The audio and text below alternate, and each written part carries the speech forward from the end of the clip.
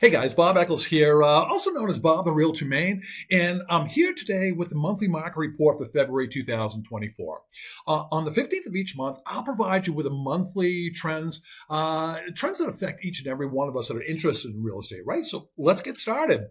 It looks like it's going to be an amazing year this year, guys. I really believe it's going to be a strong year. I think it's going to be the year of the fives. And what do I mean by that? All right. What I mean by that is I believe that home prices are going to level out a little bit, but I still think we're going to see 5% appreciation in home prices. Okay. So not too bad. Leveled off some not crazy numbers of the past few years, but still some impressive numbers. I also think we're going to see interest rates in the fives. Now, we're not going to hit 5%, but 5.99% is in the fives, right? So I think we're going to hit the high fives. I think we'll see that even by mid-year. I also believe that we're going to do over 5 million transactions nationwide, guys. Real pent up need for people to sell and people to buy. So I think it's going to be an amazing year. Now, I know these projections sound really aggressive. I realize that. But I still believe strongly that this is going to be an impressive year. It's going to be an opportunity for each and every one of us that are looking to move forward in real estate, buy or sell, to move forward. All right. So let's get started with home prices. The reason I'm sharing as much information as I can with you is because there's still a lot of misunderstanding that the public has as to what's taking place right now in the market. So we had a very strong year last year, price-wise, compared to what people projected. I believe, based on the data, we're going to finish this year between 5 and 6% appreciation. All the final numbers aren't in yet, but it's going to be somewhere in that ballpark. It might even be between 6 and 7% when everything is said and done. But that's not what people are thinking. The narrative we must combat right now, which in the latest Fannie Mae report, is that 24% of consumers still believe prices are going to depreciate over the last 12 months. Now, normally, that number is about half that amount, around 12, 13%. If we go back over the years of taking the survey, it shot up last fall when there was so much talk about there was going to be an Armageddon in the year 2023. It's fallen off its highs of 37% from all those negative headlines, but they're still not back to where they should be. That means that 1 out of 4 still believe prices will depreciate. I want you to visualize what that means. That means that 1 out of every 4 of your neighbors think prices are going to fall. That means that your child's soccer game, 1 out of 4 of the parents standing on the sidelines think prices are going to fall. If you're in the parking lot after services at your house of worship, out of the congregants in the parking lot, 1 of 4 of them are thinking house prices are going to fall. So, are home prices going to fall? It's my job to let you know what's really taking place in the market, and it's crucial that we do that as realtors. There are enough doomers out there. There are enough people talking negative. So there are so many people running around on YouTube channels out of their basement, their mother's apartment, talking about Armageddon here. And they predicted that every single year because negative news sells, and every single year they're wrong. But every single year they have listeners, they have followers. What we need to do is combat that as strongly as we possibly can. Let's get into it. Current home appreciation, monthly appreciation at the beginning of the year is low. Houses appreciate very little. They appreciate, but not at that higher rate, not at that great amount of degree, okay? Then as the buying season gears up, the level of appreciation increases rather dramatically. Then once summer passes, the level of appreciation decreases pretty dramatically. As we look at November and December, we see it like in November, it's I should say 0.1%. That's the 49-year average, meaning some years it was a little bit above the zero, some years it was a little bit below the zero. So let's take a look. We have the numbers through November. The December numbers for the repeat sales indexes are not out yet. But let's look at the numbers through November. Sure enough, in the month of November, prices depreciated by 0.2%. Now again, I've talked to some of you over the last couple of months that I anticipated that happening. Why did I anticipate that happening? Well, if you look at March, April, and May, we were well above normal 49-year average appreciation. Those numbers had to get back in line. We see as the year went on, they really did get very close to the 49-year average, but we still had some to make up. It wouldn't surprise me if the December number might also be in the negative. it's going to be right around that zero, which you know what's going to happen. Headlines are going to say, oh, prices were really good and now they're falling. No, no, no, no, no. They're doing pretty much what the 49-year average says they're going to do. I'm not even sure that they're going to fall. I'll tell you, for the month of December and for the year, they're definitely not. Let's go to the Case-Shiller numbers. Here are the Case-Shiller numbers seasonally adjusted. The last graph that we looked at was non-seasonally adjusted. These are seasonally adjusted for the year. What we can see is in January, we still had some depreciation, but all the way through to November again, why is it positive here and it was negative in the last slide? Well, seasonally, they know that this time of year, prices are supposed to have some sort of adjustment. When they made those adjustments, they actually went up a little bit. Slightly confusing? All right, I agree with you 100%. But that's what the seasonal adjustments showed here. Now, I don't like giving you one example of a price index, so I want to give you also the FHFA index. The numbers aren't exactly the same because they're looking at two different data sets. FHFA are all the government-backed loans, meaning that jumbo mortgages, loans that are greater than $766,550, aren't included here. And they would be included in the Case-Shiller numbers that we just looked at. Now, there is a little bit of difference as far as appreciation is concerned, but if we compare the two of them on one slide, we can see that the trend is about the same. Starts out slow, peaks, then comes down. That's again what happens every year in a normal year. Now, we came off a couple of years, 2020, 2021, and even parts of 2022, that were not normal. They're known as the unicorn years because they were so abnormal. We had great runs during that period of time. Compared to that period of time, people might say, well, it's not as good as it used to be. Well, it's not as good as the unicorn years. I agree with that. We're going back to a normal market, and a normal market is exactly what we need right now, guys. Exactly what we need, I'm telling you. Now, what does this mean as far as prices are concerned so far this year? Well, the head of real and digital assets at S&P, who covers the Case-Shiller numbers, November's year-over-year gain saw the largest growth in U.S. home prices in 2023, with our national composite rising 5.1%. What they're seeing is year-over-year from November last month that they have numbers for was greater than any other month prior to that. Right now, as of today, the prices in the country have risen 5.1%. That's the annual appreciation as of today. We're still looking for December numbers to adjust that a little bit, up or down. As far as the FHFA is concerned, house prices rose 6.6%. Again, the lower end rose a little bit more quickly. Remember, they don't cover jumbo mortgages. The lower end rose a little bit more quickly because there was more pressure put on that end. Through November, they're saying that the annual appreciation so far through November is 6.6%. And as I said before, that number is going to be adjusted when the December numbers come in. Maybe a little bit higher, maybe a little bit lower, but I'll give you those numbers in next month's report.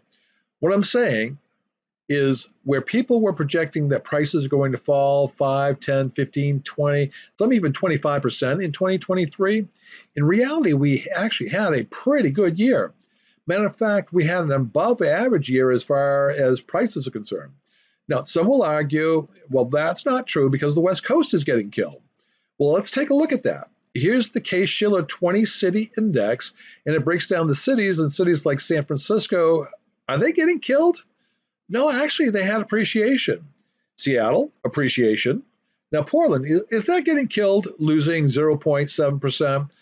I don't think it's getting killed, but that is the only city on the West Coast in the 20-city index that showed any depreciation at all. Well, what about Las Vegas, Bob? Well, they're up. What about Phoenix? Well, they're up too. They had a rough time and they're coming back out of that. I believe that each of those cities will show that they have an appreciation positive impact on prices through this year. Now, I get that there are some abnormalities to this. We're raising prices. I understand that Austin has a challenge. I understand that Boise has a challenge.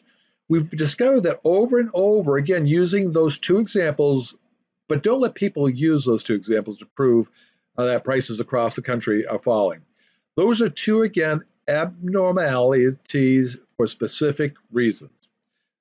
Hard to say, kind of a tongue twister. But those, again, two abnormalities for specific reasons. The majority of the country is doing extremely well.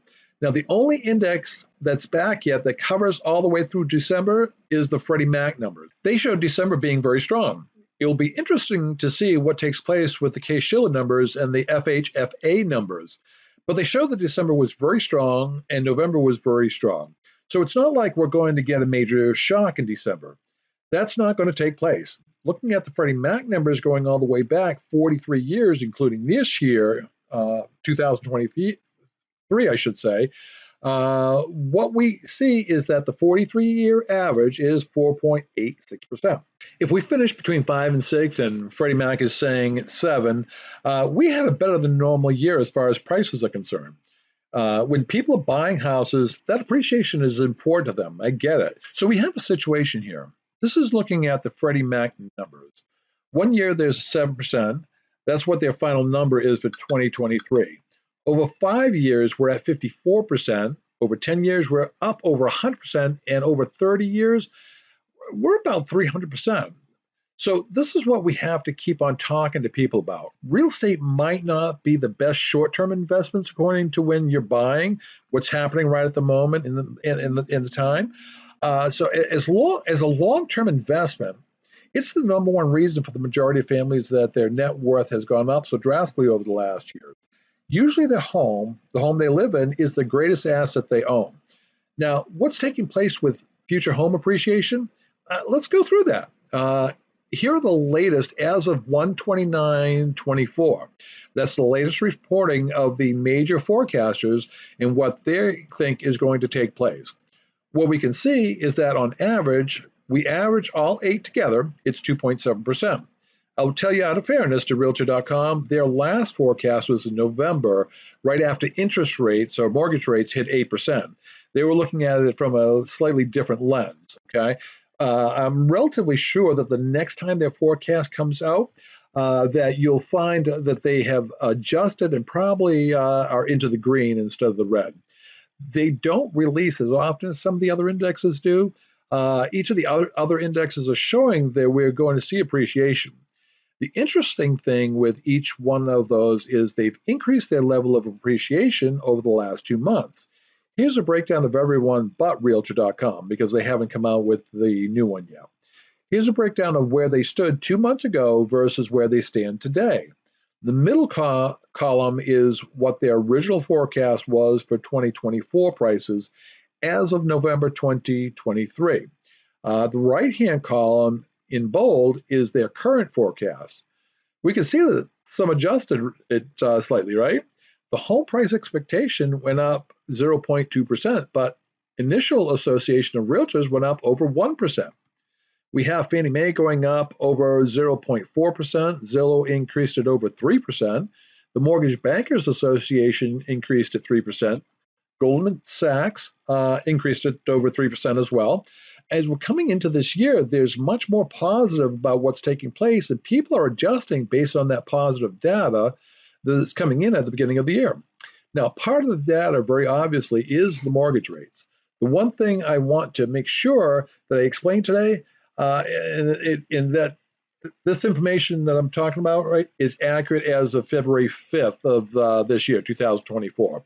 It was the day after Jerome Powell did a 60-minute interview, and the 60-minute interview, which was a little bit all over the place and caused a little bit of nervousness in the market, and all of a sudden, rates, which had been under 7% for 6 weeks, jumped a little bit over 7%. That's because the 10-year Treasury jumped up after the interview. And so already while I'm speaking to you, it's coming back down off that daily high. So we'll see what happens over the next couple of days and weeks. We're talking about the trend of where mortgage rates are going, okay? So here's the trend right now. 4 months ago, they were 8%. People are getting all concerned. They're now at 7%. That means they went down a full percentage point, right? Where are they going to be a year from now or 6 months from now is what's important, not what they're going to be 60 seconds from now. But people are getting a little bit caught up in the short term when what we really should be looking at is long-term trends or it's crazy if we don't. Okay, so we looked at the Friday before Chairman Powell spoke. The mortgage rates were 6.92%. That's made up of two things. As we've discussed before, the spread was at 2.9%, still elevated over where it would normally be at about 1.7%. If that number just got back to the 50-year average, we'd already be in the 5%. So the bottom number at 4.02, that's the number that rose today, or I should say the other day, with Chairman Powell pushing things or making things a little uncomfortable in the market. And that pushed rates over 7%. So let's take a look at those two things. Number one, the spread. The spread is not always consistent. It actually widens during periods of economic or geopolitical uncertainty, and has been the case in today's market. That's from Odetta Kushi, Department Chief Economist at First American. So watch what he's saying. Times of economic uncertainty and geopolitical uncertainty, the number increases. The spread increases. When that increases, that has an impact on mortgage rates. Where are we right now? Well, geopolitically, there's still a lot of uncertainty. What's happening in the Middle East, what's happening in Ukraine. Economically, a lot of that uncertainty is gone. Consumers are very, very confident. Employment is very strong. All right, so the challenges of, well, here comes a recession. I'm not saying there won't be a recession, but I'm pretty sure now that if there is one, it's going to be the softest of all landings. I mean, if there's someone in that plane right now asleep, they might not even wake up when the plane lands, okay? That's how soft a landing it's going to be. I think that the spread will start to come down closer. Will it get to the 1.72, the 50-year average? Maybe not. But even if it came down to just 2, we'd have almost another full percentage drop in mortgage rates. Our primary driver of the increase in the yield, now we're talking about the bottom section, that blue section that just went up, was inflation expectations. The higher the current rate of inflation, and more importantly, the higher the expected rate or future rate of inflation, the higher the yield in the 10-year is investors' demand to be compensated for that risk in the future. So basically what that means is that the higher that current rate of inflation is, the investors are going to require more compensation to take that risk on. That's why that jumped a little bit the other day, ladies and gentlemen. Most people expected Powell was going to say, hey, listen, we got this inflation thing under control and we have nothing to worry about. Some people were even including me. We're thinking that maybe even in March we'd actually get a reduction in rate, a rate cut instead of it just pausing. Well, he was like, well, we're not 100% sure if inflation's under control. We're pretty sure. We're almost definitely sure. But we're not 100% sure. And that alone, him saying we're not 100% sure, rattles some people like nobody's business, guys, okay? And that's why it ticked up. I think that's probably by the time that you listen to this, everyone I think is going to have calmed down just a little bit. But I just want to let you know that through the month, there might be some rattling. What do we really know about inflation? We might not be at the place where they're ready to cut the rates to the Fed rate, but we're getting really close. There is a reason to believe that the rate locking now, we're going to shift a little bit with the rate lock in effect, meaning homeowners are stuck in their houses because they have a 3 or 4% rate and they don't want to buy a house at a 7% rate. That rate lock-in effect will ease modestly this year as mortgage rates come down. I want you to listen closely to Mark Fleming's next sentence. As you can only imagine, if they got below 6% he means, then even more people would be, again, in the money, and homeowners become less anchored to that low rate that they got a few years ago. What he's talking about is the fact that the lock-in rate, that's what he was concentrating on, that the lock-in rate will ease as we go into this year as mortgage rates continue to come down. But the part that I liked was the middle sentence. Let me repeat it. And you can only imagine if they got below 6. Well, I can't imagine what's going to happen if they get below 6% by mid-year. And I believe they will get below 6. Now remember, 5.99% is below 6, right?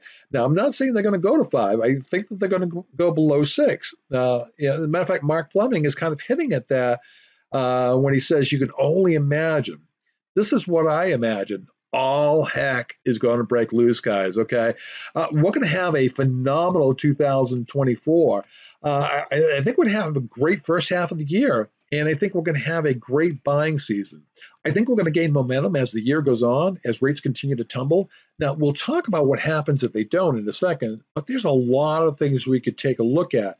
But that's where we think we're at right now. Now, as far as that 6% number, because you might think I'm crazy, you might think Mark Fleming is crazy, here's Dean Baker, the Senior Economist Center for Economic Research.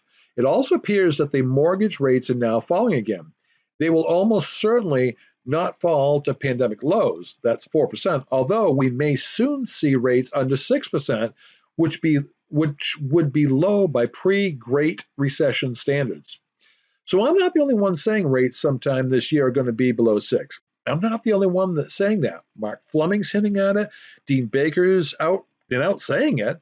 As a matter of fact, Doug Duncan, Senior Vice President, Chief Economist of Fannie Mae, says, we anticipate that after the past several years of extreme volatility in interest rates, the 30-year fixed rate mortgage rate will continue to moderate over the course of 2024, moving toward a rate below 6% by year end. Now, I'm a little bit more optimistic. I think it might be before year end, ladies and gentlemen. There's someone else saying, hey, we might see a 5 at the beginning. And when that happens again, all heck is going to break loose, guys. As a matter of fact, they actually did their projections just in 2023. The projections are in the middle for the 4 quarters of 2024. They adjusted them downward pretty significantly. And now they're saying mid-year, they're going to be under 6. They're saying by mid-year, they're going to be just around 6. So they're saying that rates will continue to fall. And I happen to agree with them, especially in quarters 3 and quarters 4. Now, the question is, what does this mean to you? I want you to know that there are 3 key terms that will impact the 2024 housing market. And we have to really embrace these terms. Number 1, switching costs. Switching costs is a term to describe the economic, psychological costs that people feel when switching from one alternative to another. So switching from cable TV to Netflix and subscription television streaming, for instance. Well, I want us to think in terms of switching from a 4% mortgage rate to a 6% or 6.5% rate. Many people are thinking about that now. That switching cost and a 6.5% interest rate that they're thinking about it a lot. At 5.99%, everyone's going to be thinking about it. Understand the concept of switching costs. People are analyzing that, and it doesn't have to be an apple-to-apple comparison. It's got to be close. Now, number 2, seller impatience is a term to describe overcoming the sticker shock that has prevented people from moving on with their lives. Think of it as it is what it is, okay? There are going to be more people now in situations that, yeah, their rate is low, and the next house they're going to buy, the rate's going to be a little bit higher, but it's time to make the move. They're only worried about the money for a while, but now they're saying, you know what? I'm kind of getting used to it. The buyer got over the sticker shock almost immediately. We were shocked at that. Well, now we're starting to see more and more sellers getting over the sticker shock and getting the house on the market. And number 3, lifestyle change. Lifestyle changes is a term to describe life, events that motivate a move. Think pregnancy, marriage, divorce, all those things that happen every day.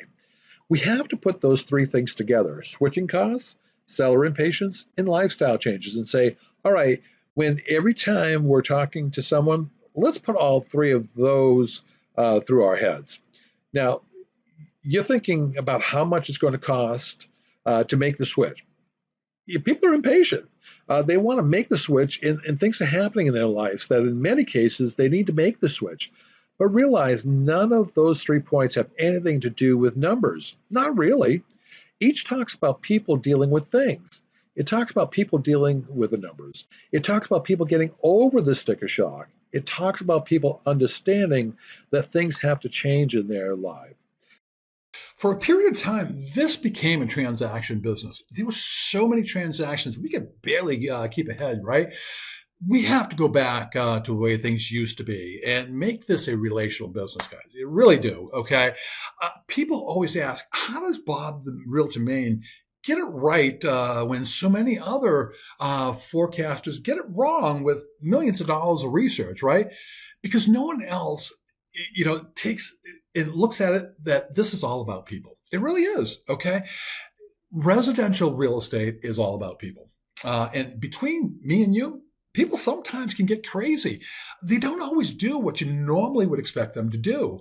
Their house is really important to them. It really does mean a lot. So maybe they shouldn't go ahead and move from, say, upstate New York or down East Maine down to North Carolina, for a number of reasons. All right. But the grandkids live there. I know mine do. And I've thought about doing that a couple times, right? Now, commercial real estate, you can go ahead and do that by the numbers all day long, right?